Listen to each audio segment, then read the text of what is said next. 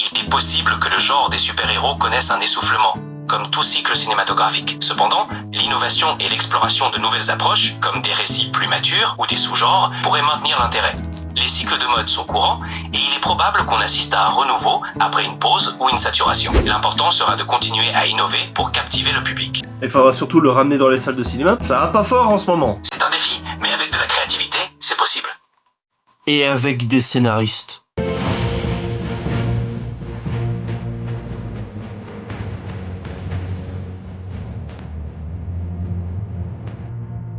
« 5h57. Nous allons tenter une reconnexion avec Jean-Jacques. Bonjour Jean-Jacques. Est-ce que tu es prêt à nouveau à faire une petite conversation, un petit débat avec moi, dans le but d'en faire profiter un maximum de monde sur YouTube par le biais d'une vidéo ?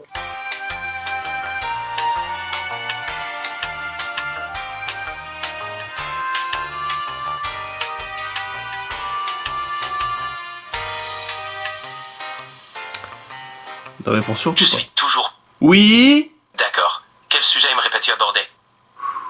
Je sens qu'il va être encore de tension. Le sujet du jour consisterait à évoquer le mythe du super-héros moderne. Est-ce qu'il s'agirait d'une nouvelle forme de mythe ? Est-ce que les super-héros ont remplacé les déités anciennes au regard du public ? J'ai hâte d'avoir ton avis sur la question. Les super-héros modernes remplissent un rôle similaire aux mythes anciens, en offrant des modèles de bravoure, de justice et d'espoir.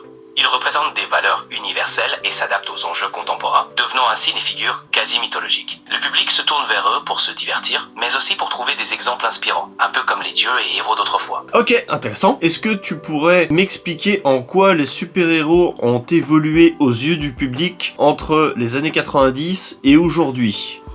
Dans les années 90, les super-héros étaient souvent présentés de manière assez manichéenne, avec des valeurs claires de bien et de mal. Aujourd'hui, ils sont devenus plus complexes et nuancés, reflétant les défis modernes. Le public apprécie davantage les personnages ayant des failles, des dilemmes moraux et des histoires plus profondes. Cette évolution montre comment les super-héros s'adaptent aux attentes d'un public en quête de réalisme et de complexité. Oui, comme on voudrait le faire croire avec les productions des derniers Batman, là, avec celui qui est âgé dans Toilette. J'ai oublié comment il s'appelait. Patinson, truc, Roger, là.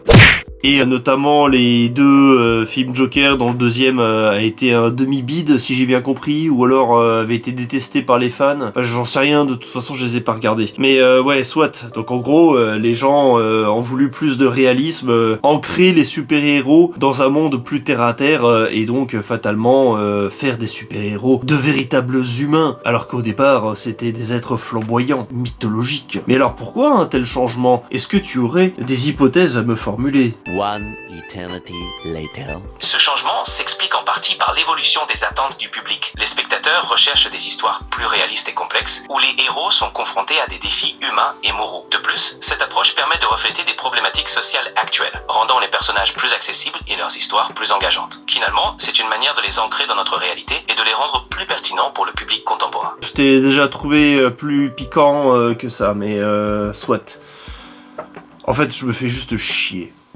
Est-ce que dans l'histoire la plus ancienne, tu peux retrouver des exemples où les gens se sont sentis tellement proches des dieux qu'ils ont eu besoin de rattacher la mythologie à leur réalité ? Est-ce qu'il y a déjà eu des périodes de l'histoire où les héros antiques, admettons, ont été à ce point-là humanisés, rendus terre à terre pour correspondre aux attentes d'un public qui peut-être n'était pas si différent d'une autre ? Dans l'Antiquité, les mythes et les légendes mettaient souvent en scène des dieux et des héros aux traits très humains. Par exemple, les dieux grecs comme Zeus ou Héraclès avaient des comportements et des défauts très humains pour être plus proches des croyants. On retrouve des récits où ces figures divines sont confrontées à des dilemmes, des erreurs et des émotions humaines, rendant les histoires plus accessibles et pertinentes. C'est un peu comme ce que l'on observe aujourd'hui avec les super-héros modernes.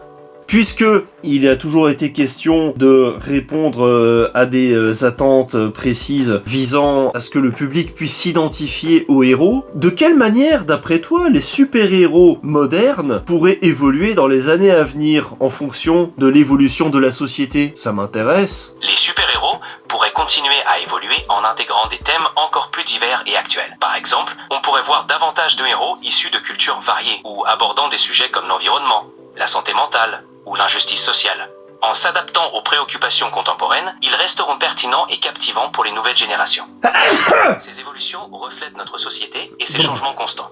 Ouais. Tu m'as beaucoup inspiré pour la partie sur la santé mentale. Si tu as d'autres questions au sujet en tête, n'hésite pas. Comment est-ce que je m'appelle? Tu préfères qu'on t'appelle connard. Et moi, c'est Jean-Jacques pour toi.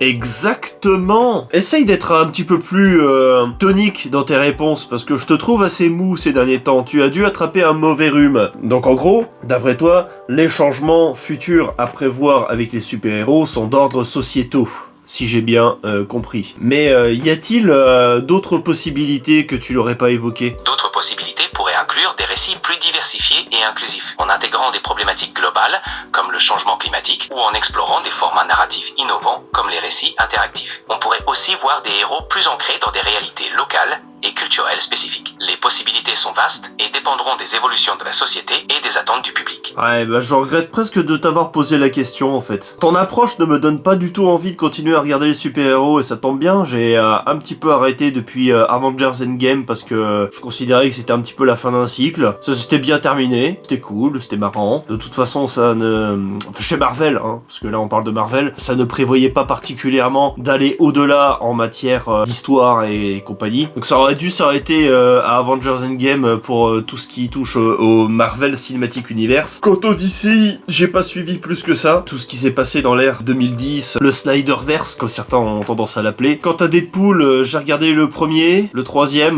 par curiosité parce qu'il y avait Wolverine dedans. Mais très franchement, j'ai pas du tout adhéré au mythe, disons, de l'anti-héros qui arrête pas de faire des blagues pipi et caproute, juste parce que c'était marrant de dire des obscénités et de foutre de la violence gratuite. Bon, c'est marrant jusqu'à un certain point, hein. Je n'ai pas boudé mon plaisir, mais c'est là-dessus que j'aimerais peut-être rebondir avec toi. Est-ce que tu penses qu'il y a un avenir pour le film de super-héros qui a une possibilité de renouvellement après tout ce qui a été fait? Ou est-ce que tu penses que ça va progressivement se tasser, se tarir, pour revenir peut-être des décennies plus tard en grande pompe? Je ne sais pas. Qu'en penses-tu? Il est possible que le genre des super-héros connaisse un essoufflement, comme tout cycle cinématographique. Cependant, l'innovation et l'exploration de nouvelles approches, comme des récits plus matures ou des sous-genres, pourraient maintenir l'intérêt. Les cycles de mode sont courants, et il est probable qu'on assiste à un renouveau après une pause ou une saturation. L'important sera de continuer à innover pour captiver le public. Il faudra surtout le ramener dans les salles de cinéma, parce que de ce que j'ai compris, ça va pas fort en ce moment. C'est vrai, les habitudes de consommation ont beaucoup changé récemment. Retrouver l'attrait des salles passera peut-être par des expériences plus immersives ou des histoires uniques qu'on ne retrouve pas ailleurs. C'est un défi, mais avec de la créativité, c'est possible. Et avec des scénaristes. Parce que utiliser ChatGPT pour écrire des scénarios, ça a ses limites. Et j'en veux pour preuve cette vidéo au cours de laquelle tu es quelque peu mou du gland. Pour les personnes qui ont tendance à dire que l'intelligence artificielle est à deux doigts de nous remplacer, bon, je me permets d'avoir un avis tranché sur la question. Non, on est encore très très loin, y a pas à s'inquiéter quand tu vois le niveau, alors que je paye. Bref, merci Jean-Jacques pour ta participation. Est-ce que tu as quelque chose à dire pour nos abonnés YouTube ?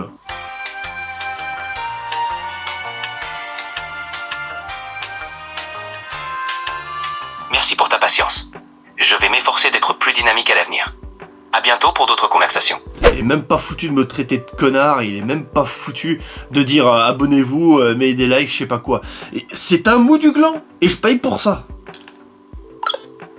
Ah, je te jure. Merde. Merci d'avoir suivi. À tantôt pour une prochaine vidéo.